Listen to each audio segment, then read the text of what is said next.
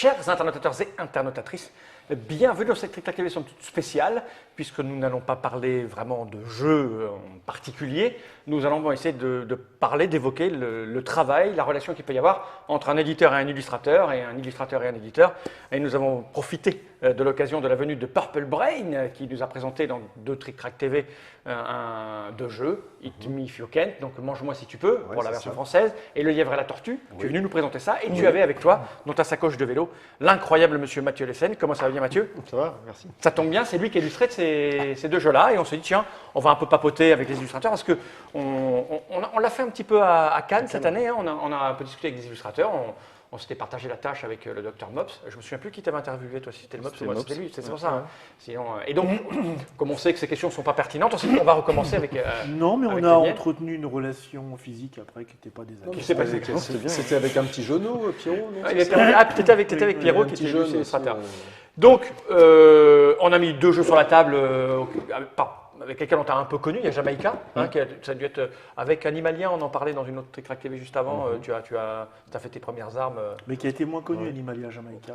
Parce qu'Animalia, c'était un jeu qui était destiné normalement à une entreprise au départ. Jamaïca aussi. Oui, c'est vrai. Il a dépassé le cadre. Il a dépassé le cadre. Et donc, vous avez travaillé tous les deux ensemble. Et là, une des premières questions que moi j'ai envie de poser, c'est d'abord à l'éditeur. On l'a un peu évoqué tout à l'heure, mais on va le préciser. Comment tu choisis un illustrateur? Comment tu as choisi Mathieu? Comment ça se passe ça? Tu connais ce qu'il a fait avant? Oui. Tu l'as rencontré d'abord humainement avant de le choisir? Non, c'est peut-être pour ça que tu l'as choisi finalement en fait. Oui. T'as pas changé d'avis après, ça va. Oui. Bah après, j'avais plus le choix en même temps. Donc, Puis un truc géographique aussi, hein, quand même. Ah non, pas que. Non, pas que. Comment ça se passe alors? Le Alors, choix comment d'abord ça de se passe? l'illustrateur. Alors, je pense que c'est un peu la même chose chez tous les éditeurs. Moi, quand je bosse sur un jeu, quand je teste les protos, je me fais une idée, soit tout de suite, soit au fur et à mesure, de ce que ça pourra être. En fait, là, on recherche une ambiance, je pense, quand on est éditeur. Et l'ambiance de Mathieu convenait à ce que je voulais faire des jeux. Tu connaissais quoi chez lui? Ça, tous ces Jamaïca, jeux-là, Jamaïca, principalement, c'est Jamaïca qui l'a vraiment fait on va montrer. exploser. Pour les gens c'est un jeu qui est sorti il y a un moment déjà. Enfin, il est très très bien coté sur Clic-Clac. Ah ouais, c'est un Gamesworks, donc travaillé à l'arrache avec certainement des gens qui étaient potentiellement plus difficiles que j'imagine notre ami Benoît, parce que pour le côtoyer un peu, nos amis de Gamesworks, c'est des pointilleux comme ça. Tu vois, Pochon, par exemple, Sébastien, c'est un mec, tu vois, un peu. Et donc, ça avait donné ça. Beaucoup de travail. Et je me souviens qu'à l'époque, quand c'est sorti, tout le monde avait trouvé ça splendide. Le plateau, l'écriture des règles, les cartes. Bon, j'en ai quelques-unes. Mais depuis, ce qui est dingue, c'est qu'on trouve toujours ça splendide. Oui, ça n'a pas pris une ride. C'est clair. Hein. Parce que c'était un travail magnifique. Donc, c'est les premiers jeux qui t'ont fait connaître. Et toi, comment t'es arrivé dans le monde du jeu, en fait, au départ? Au tout début, j'étais revenu au Mans pour chercher du boulot en illustration. Puis j'avais rencontré un copain qui travaillait à la ville du Mans, qui voulait faire de la BD. Puis je lui avais mis en couleur une de ses pages, une de ses planches. Et un jour, il connaissait quelqu'un chez Asmodée, il avait été présenter son book là-bas. Et puis bon, donc, parmi ses boulots, il y avait la planche que j'avais illustrée. Et voilà, ça a bien plu là-bas. Et puis ils m'ont contacté après pour Les Fils de Samarande, c'était mon premier jeu. Oui, c'est vrai, c'était ton premier jeu. C'est ça, avant de bosser pour le Pochon et le gars. Voilà. Après, bon, voilà, ça a été un cas isolé parce que derrière, il n'y a pas eu d'autres jeux. Et par contre, alors après, je ne sais pas comment, je ne me rappelle plus comment Sébastien, Gameworks, est tombé sur toi. Voilà, comment ils m'ont trouvé. Mais voilà, ça a vraiment démarré après avec Animalia, Jamaïca, les commandes sont devenues régulières. Et puis et c'est un monde que tu bosses quasiment que pour le jeu maintenant? Pratiquement. Ouais. Alors c'est un monde que tu n'appréhendais pas. En fait, au départ, tu as fait quoi comme étude, toi? Au départ, c'était des études de design industriel. Ah ouais, rien à voir. Non, ça doit aider quand même, justement. Dans la création, oui, parce que ça oblige à se poser des questions pour plein de choses. Enfin, pas faire les dessins par hasard, mais s'interroger sur le caractère d'un personnage, sur une situation, il y a toute une démarche qu'on retrouve un petit peu, quoi. Mais sinon, enfin, c'était des études d'art appliqué, donc il y avait plein de bases de dessin qui m'ont énormément servi. Après, la finalité, le design industriel, non, c'est vrai que ça me... Et quand tu es arrivé dans le monde du jeu, tu ne soupçonnais pas ce secteur? Non, non, Parce pas du tout. quand on dessine un peu, on est un peu doué, on s'imagine faire de la BD, faire des machins, Ouais. effectivement, du design, des meubles, des trucs comme ça, faire de la 3D pour faire des animations, mais on ne Ouais. s'imagine pas illustrer des cartes et des plateaux. Bah non, c'est ça. Moi, j'ai eu plein d'idées d'illustrations que je voulais faire. Bah, j'étais surtout parti dans le. Je voulais faire du jeu de rôle ou du livre jeunesse, des choses comme ça. Et je n'avais pas du tout pensé aux jeux de société. Et puis finalement, ça s'est dirigé vers ça. Ouais. Et de manière plutôt efficace, parce qu'il y a très peu de gens qui trouvent que le travail que tu fais est, Ouais, puis ça est fait- moche. Ça fait effet boule de neige. Voilà, quoi. À partir c'est du ça, moment où c'est- il y a eu Jamaïca, forcément, les Ouais. gens ont voulu travailler avec Mathieu et ainsi de suite. Enfin, en même temps, tu as fait une pause il y a une période où tu t'es arrêté. Quoi. Oui, après, enfin, oui, j'ai bossé quelques temps en freelance comme ça, à faire des jeux. Puis après, en fait, je travaillais tout seul chez moi. Il y a un moment où ça m'a plus convenu du tout. Et un copain m'a proposé d'aller bosser dans une boîte de jeux vidéo à Bordeaux, Motion Twin. Et puis j'ai sauté sur l'occasion, parce que c'était l'occasion de bosser avec du monde. Voilà, et du coup, comme il disait le Mops, vous êtes dans la même ville là, à l'heure actuelle, c'est Oui. ça? Ça Oui. facilite le travail? Comment ça se passe? Bah, on se voit, on boit une bière, ensemble. Ah, d'accord, ok. C'est-à-dire, Puis voilà. ça facilite pour boire des coups en ça, général. bon, rien Voilà, d'autre. c'est ça, ouais. Non, mais c'est bon. Non, Non, point de en fait, ça ne change pas vraiment la donne. Mathieu a joué au jeu, au proto, enfin au jeu d'avant pour le lièvre à la tortue, donc ça lui a permis éventuellement de se faire une idée. Moi, j'avais entendu dire, il y a des gens qui pensent ça, mais on peut penser le contraire aussi, qu'il faut absolument qu'un illustrateur joue au jeu pour l'appréhender. D'accord. Moi, je ne suis pas forcément les trois petits cochons. Xavier Colette n'a pas joué au jeu. Pour Baba Yaga, Vincent Gilbert n'a pas joué au jeu, etc. quoi. Mais après, si l'illustrateur veut y jouer, il n'y a pas de souci, mais ce n'est pas une obligation. D'accord. quoi. Toi, tu t'en penses quoi? Tu préfères jouer au jeu pour les illustrer?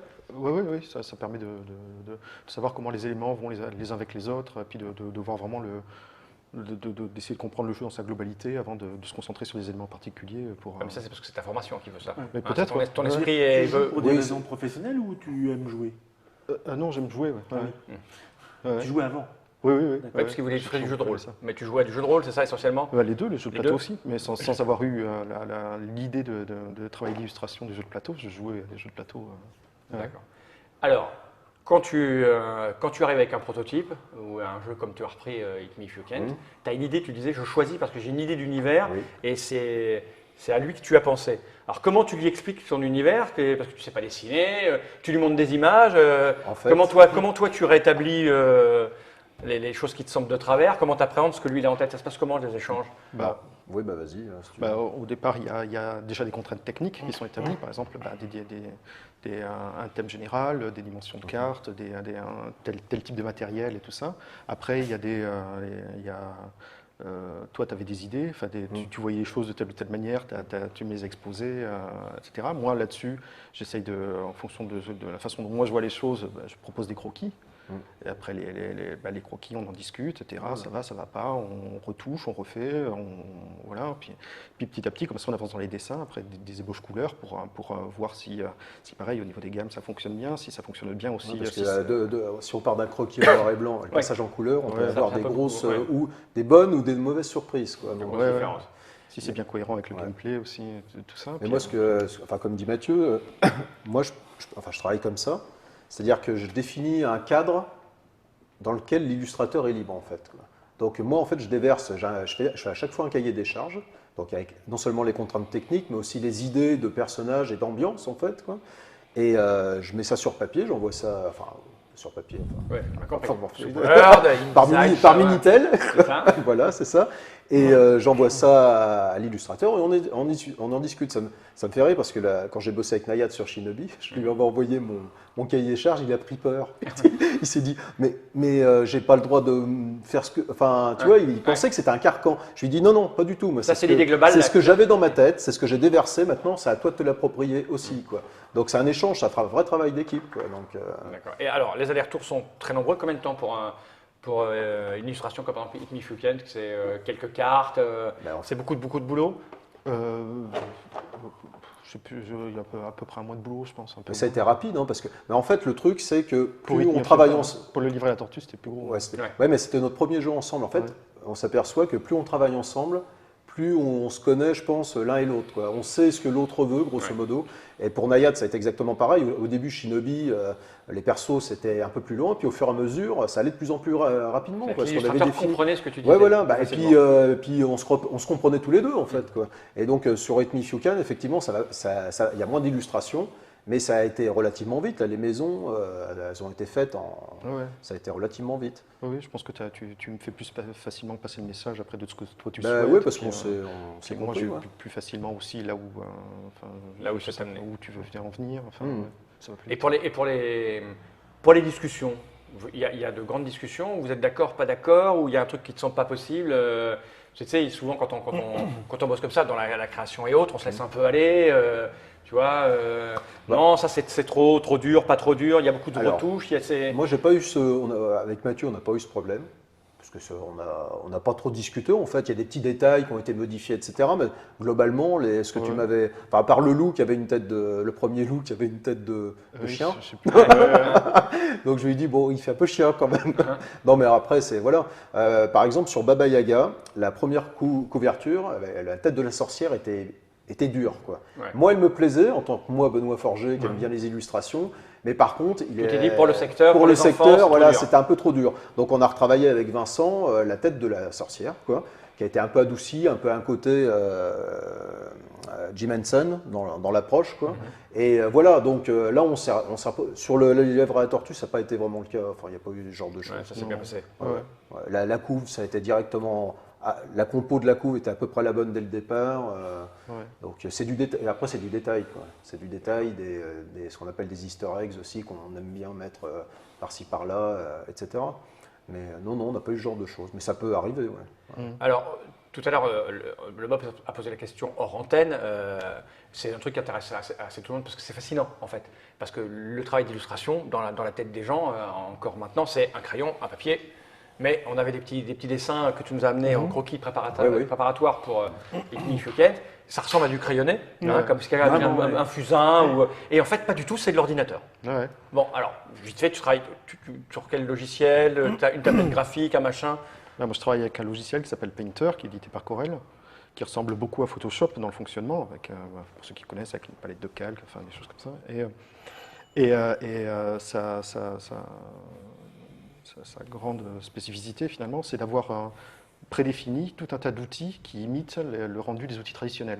Tu veux du fusain et hop, tu as du fusain. Voilà, c'est-à-dire qu'on va aller choisir dans la famille des aquarelles tel ou tel pinceau, dans la famille des acryliques, dans la famille 1, et dans la famille des crayons, par exemple, le fameux crayon enduit texturé dont je me sers tout le temps, et qui a un rendu C'est bluffant, quoi. impressionnant. C'est Ah, c'est très impressionnant, parce qu'on dirait du vrai. Et du coup, Et donc, j'ai aussi une tablette graphique.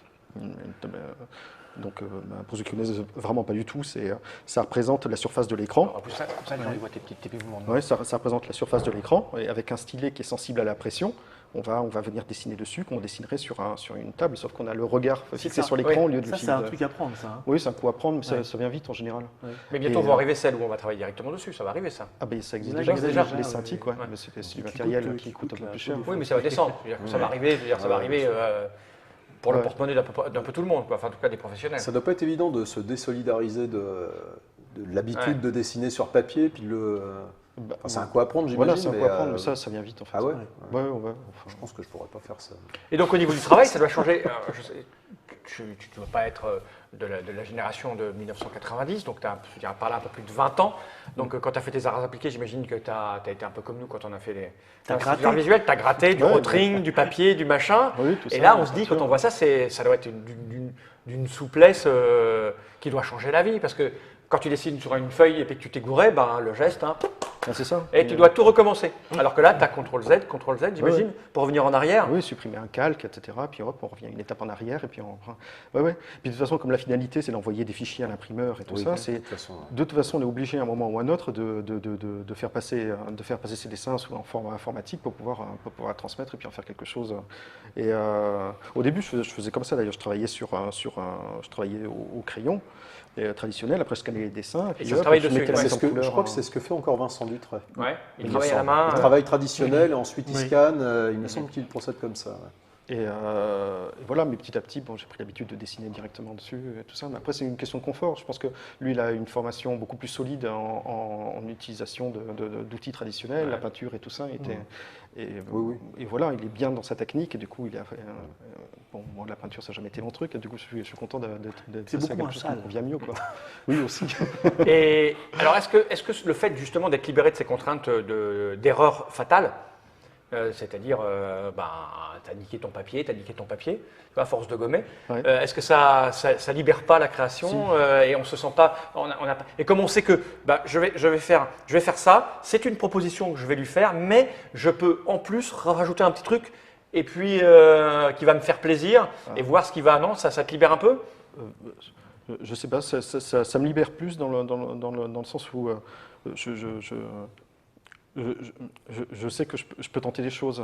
Je suis beaucoup plus coincé finalement sur papier, à me dire voilà, si je fais ce trait-là, c'est fini. Voilà, est-ce que je le fais, est-ce que je le fais pas? Non, je vais faire un truc. Là, je me sens plus sûr, donc je vais faire ça. Tu moins de risque. Moi, je suis beaucoup plus. Mais en même temps, c'est une question de confiance en soi aussi. Je pense qu'il y en a qui sont très à l'aise. Xavier, par exemple, Nayad, il est super à l'aise avec dessin sur papier et tout ça. Donc lui, ça le freine pas du tout, je pense, dans sa façon de dessiner.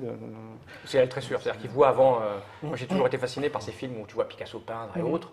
Il faudra qu'on fasse ça, tiens. Il faut les fasse venir et qu'ils nous fassent un petit... sur tablette.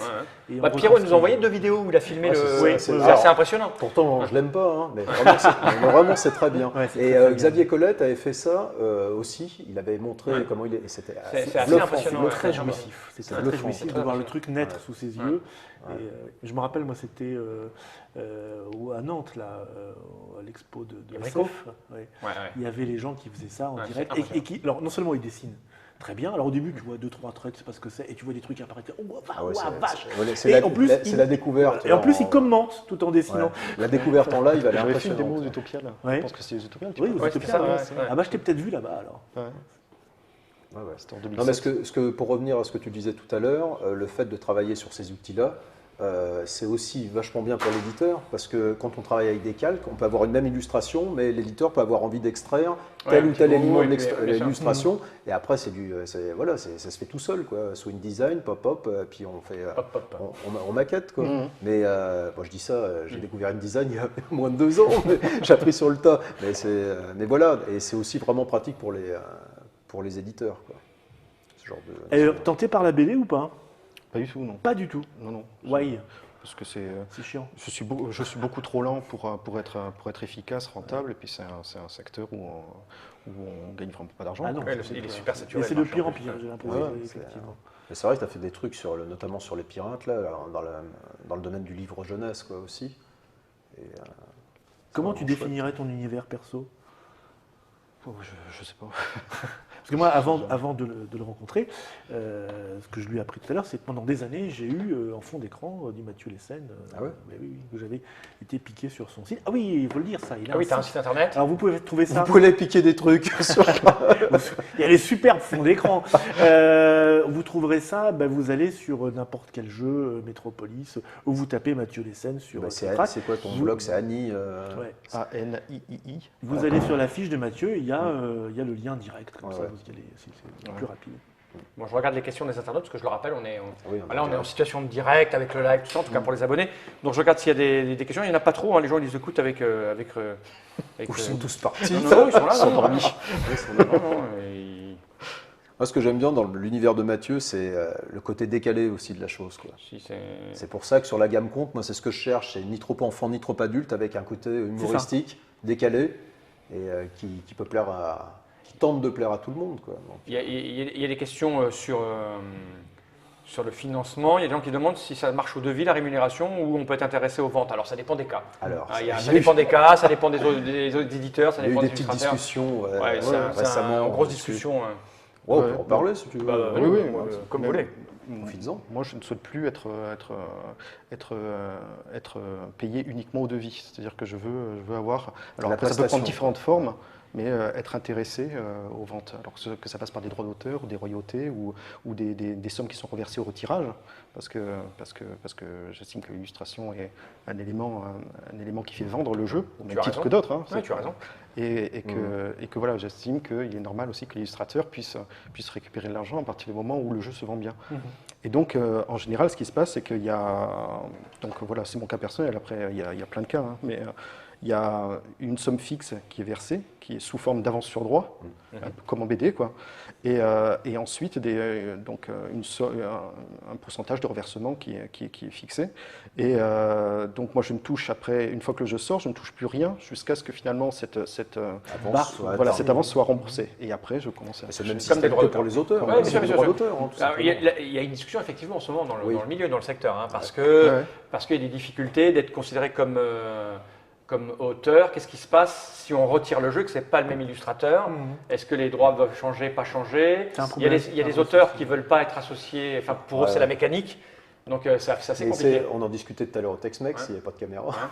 C'est-à-dire que moi j'ai tendance à penser que plus on va vers un public familial, plus l'illustration a de l'importance. Je ne veux pas dire que les gros joueurs, ils n'ont pas de goût, c'est pas ça. Bon, quoique, non, je déconne. Mais c'est moins important, la mécanique est plus importante pour les gros joueurs. Plus on va vers un public familial, plus la première chose qu'on voit, c'est l'illustration. Et donc on va retourner la boîte ou pas, si c'est moche, on ne va pas la retourner la boîte. Ça dépend de la nature du jeu aussi. Si on prend un jeu abstrait, effectivement, il y aura toujours soit un graphiste, soit un illustrateur qui va intervenir, de manière moindre, plutôt un designer dans ce cas-là. Mais s'il faut poser une ambiance si on prend un jeu comme Dixit, il est évident que l'illustration devient là, il y a une recherche d'ambiance. Et là, il a son mot à dire, l'illustrateur. Bien sûr, mais après, la difficulté, ça va être de contractualiser la chose, c'est-à-dire d'écrire noir sur blanc ce qui se passe si le mec veut changer d'illustrateur. Qu'est-ce qui se passe si il y a des jeux, tu pourrais très bien les faire illustrer par... On l'a vu, il y a eu le cas Dixit qui a été illustré par d'autres, il y a d'autres jeux qui arrivent, qui sont refaits. Regarde, tu as adapté un jeu asiatique, tu refais les illustrations. Comment gérer l'illustrateur japonais qui, lui, voudrait dire « ben non, mes droits à moi ». Donc j'imagine que tout ça, on fait ce qu'on veut, c'est nous qui faisons les lois, c'est nous qui faisons les contrats. Donc j'imagine que la grande difficulté, c'est les négociations pour que tout soit écrit noir sur blanc. Parce que autant une mécanique ne peut pas être dissociée de l'auteur et du jeu, autant l'illustrateur peut être interchangeable. Alors jusqu'à quel point tu restes... C'est ça la difficulté pour un éditeur de savoir... Ceci dit, à partir du moment où on greffe un nouvel illustrateur sur un jeu, il apporte un nouvel univers. Donc c'est à lui de te toucher les droits à ce moment-là. Clairement. Après, au niveau légal et tout ça, je ne sais pas exactement comment ça se passe, mais pour moi, d'un point de vue moral, ça me semble évident que ça se passe pour tout le monde, je ne vois pas qui serait contre... humainement, quand tu l'analyses comme ça, platement, se dire qu'effectivement, il y a un travail, et ce travail doit être rémunéré autant que l'auteur, puisqu'il participe. Mais après, parce que si tu payes quelqu'un pour 3000 exemplaires, et tu lui files, je sais pas moi, je dis un truc au pif, 3000 €, ce qui est une grosse somme, si le jeu il fait 100 000 exemplaires, le mec c'est le seul à avoir eu que 3000. Tu vois, c'est... Inversement. Si le jeu ne marche pas, t'as payé. Mais donc c'est pour ça que souvent les choix, parfois des choix sont proposés, soit un gros fixe, une prestation de service en fait. Prestation de service et basta, soit une toute petite avance en général, et là tu as un pourcentage, mais évidemment... Il y a encore un truc différent qui existe, c'est-à-dire de payer au départ une somme fixe, et s'il y a retirage, de payer une deuxième somme fixe, etc. Ça, c'est aussi une variation qui existe. Après, c'est les... C'est une manière d'intéresser aussi, mais qui est différente. Tom Duarchex qui est connecté, qui dit qu'il n'y a pas de raison que l'illustrateur soit le seul de la chaîne à ne pas avoir un intérêt au succès du jeu. Les gens sont assez d'accord. Mais c'est surtout favorisé, c'est ce qu'on dit depuis quelques semaines, quelques mois, tout ça est favorisé par la masse de jeux qui sort. C'est-à-dire que face à 4 jeux qui sont d'un niveau équivalent au niveau plaisir ludique que tu vas prendre, il n'y a aucune raison que tu prennes celui qui n'est pas beau. Tu vas prendre celui qui te tape le plus à l'œil, si c'est les 4 mêmes. Tu vas regarder le prix qui coûte et le travail qui a été effectué, c'est évident. C'est clair. Et Martin Wittberg qui rajoute « les illustrateurs sont importants » et les jurys de festival. Oui, Martin, quand on est les deux, c'est un peu mieux. D'ailleurs, comment il s'appelle Tom demande ce que ça fait d'avoir gagné le prix de Ludia. C'est une blague? Oui, c'était une blague. Tu l'as reçu, mais c'était pas pour toi. J'explique. Oui. C'est Marie Cardois qui a reçu le prix. Pour Steam Park. Mais comme il n'y avait personne de chez Yellow, et Marie n'était pas là non plus, chez Yellow, ils m'ont dit Benoît, est-ce que tu pourrais récupérer le prix à notre place? Bon, ok. Donc j'ai récupéré Steam Park pour Yellow et Marie. Ok, l'illustration favorite, mais tout le monde est d'accord, tout le monde s'accorde à dire que de toute façon, C'est bien simple. Nous, ça fait quoi, 14 ans qu'on fait Trick Track. On l'a vu au départ. Les auteurs de jeux, on s'en foutait. Enfin, en tout cas, les gens s'en foutaient. Mais en 10 ans, ils ont commencé à devenir importants. Ça devient des gens que tu reconnais, etc. Et là, depuis, moi, je dirais, je sais pas, 2-3 ans, on voit que le phénomène se met en place pour les illustrateurs. Oui. Mais on le voit nous-mêmes sur Trick Track quand on écrit des articles. Oui, en général, on met des bouts de couverture. Maintenant, on fait des pleins cadres pour illustrer les têtes d'articles. Si le dessin est moche, l'article est moins lu, même s'il est vachement mieux écrit. Mais moi, en fait, je suis passé aussi par les deux étapes. En fait, sur les 3 petits cochons, pour être clair, on va être transparent, sur les 3 petits cochons et sur Baba Yaga, c'était des prestations de service. On en avait discuté, parce que moi, je me lançais, je ne savais pas trop comment ça allait marcher et tout, et puis il fallait qu'il y ait une certaine rentabilité pour les 2 premiers jeux. Ensuite, sur Shinobi, donc on s'est rencontré avec Nayan. Nayan m'a expliqué pourquoi il demandait des droits d'auteur. Mais il m'a dit en même temps, si tu n'acceptes pas les droits d'auteur, je ferai quand même le jeu. Donc, moi, l'argumentation, elle a tenu la route aussi. Et puis après, j'ai fait comme ça, quoi. Donc, et puis avec Mathieu, on a roulé comme ça aussi. Là aussi, donc les 2 jeux qui sortent, tu es associé au pourcentage. D'accord. Et avec les derniers avec qui j'ai travaillé, ça se passe assez bien. Enfin, avec Bombix, c'était le cas. D'accord. Donc mais c'est une façon aussi que tout le monde tire dans le même sens. Quand je parlais de travail d'équipe, c'est que si l'illustrateur n'est pas forcément intéressé par le truc, enfin, tout dépend des personnes, bien entendu, parce qu'avec Vincent Joubert et Xavier Colette sur les 3 petits cochons de Baba Yaga, ça s'est très bien passé. Mais ça permet de renforcer cette cohésion, quoi, le fait que tout le monde tire dans le même sens. Exactement. Bon, est-ce que, des trucs à rajouter à part tout ce qu'on vient de dire, effectivement, sur les projets Kickstarter, le fait que le jeu soit plus joli et que l'illustration soit belle, ça fait. Avec de la figurine, c'est encore mieux. Voilà. Je crois qu'on a fait le tour. Trick Track sans son logo, ça serait rien. Exactement. Mais moi, je suis le premier couillon à aller acheter à SN un jeu qui est beau sans avoir essayé de jeu. Mais c'est pas être couillon, ça, justement, tu vois, c'est le contraire. Oui. Non, mais à un moment, il faut bien un élément qui fasse basculer le choix. Non, mais j'ai acheté des bouses, voilà, mais je suis content de les avoir achetés. Ouais, on en parlait. D'ailleurs, on disait, il vaut mieux. Après, ça dépend où tu mets le curseur. Tu peux acheter un beau jeu mauvais, un bon jeu laid, mais le mieux, c'est un bon jeu beau. Tout le monde s'accorde à dire ça. Ouais, normalement, oui. Moi, en tant et en bonne bonne santé. Et après, moi, en tant que joueur, je préfère le bon jeu laid que le beau jeu pas intéressant. Après, chacun fait ce qu'il veut de sa vie. C'est ça. Les achats compulsifs sur les belles pochettes, Monsieur Flavien, ça c'est quelqu'un qui a plus de 40 ans, parce qu'on ne fait plus ça. Les pochettes de disques, on s'en fout maintenant. Ça n'existe plus. Même plus tu les télécharges ça a disparu, les pochettes. C'était chouette, les pochettes d'Iron Maiden. C'est fini ça. En BD, j'ouvre d'abord l'album par le dessin. Ouais, mais là, la BD, on en parlait aussi tout à l'heure, quand tu vois les comics américains avec la couverture magnifique, et que tu ouvres la BD et que tu as un gribouillis en noir et blanc tout dégueulasse, c'est pas le même. C'est pas le même illustrateur. Tu le reposes. En jeu, ça n'existe pas encore. Oui, non, mais c'est pareil, c'est des grandes discussions qu'on a eues avec plein de mes amis. Moi, je suis un amateur de BD graphique, c'est-à-dire que je regarde d'abord le dessin, j'achète le dessin, et je découvre après ce qui se passe dedans. Ça part de là. Il y en a qui ne jouent que par la narration et l'histoire. C'est l'œil. Moi, au niveau couillon, j'ai acheté des BD que j'ai jamais lus. J'en ai à la maison, j'ai des BD que j'ai jamais lus. C'est beau, quoi. C'est comme les jeux, quoi. Ouais, c'est ça, quoi. Ok. Blast, ça te parle, Mops, alors, dit Monsieur Flavien. Oui. Qui a 25 ans, en fait. Il est déjà vieux. Ah bah oui. Blast, non, c'est pas Larsenet. Non. C'est pas Larsenet. Ça lui parle, mais il se souvient plus. Je crois, oui, c'est Mathieu, des projets demande Monsieur Kenji Zobuda. Des projets, déjà Itnio Hyukan avec. Faut finir ça, voilà. Ça, c'est fait. Puis il y a un jeu avec Ferti. Ça va s'appeler Véron, c'est l'adaptation du jeu Council of Verona. D'accord. Les blasts, ils sont chez ma chérie. Il y a Yellow qui nous écoute aussi, qui dit c'est bien Larsenet. Ben oui. On n'a pas trop perdu. Ok. Si, t'as Souk aussi, chez Bombix, qui va sortir. Qui va sortir bientôt, c'est vrai que... tu bosses beaucoup là. Je suis obligé de lui rappeler pour d'autres éditeurs concurrents que j'aime bien bien chez Bombix. Pardon ? Est-ce que tu aimes troncher ? Troncher, joli. Comment ça ? Dans la vie, dans la rue ? C'est vrai qu'il y a un petit... Parce qu'il faut en parler aussi. Soyons sérieux. Troncher est très bon en... Non, parce qu'un de ces petits crobards... Faisait penser à du Troncher. Ouais, c'est la grand-mère du petit chaperon rouge. Ah ouais, avec les seins en grande toilette, là. Troncher, poireau.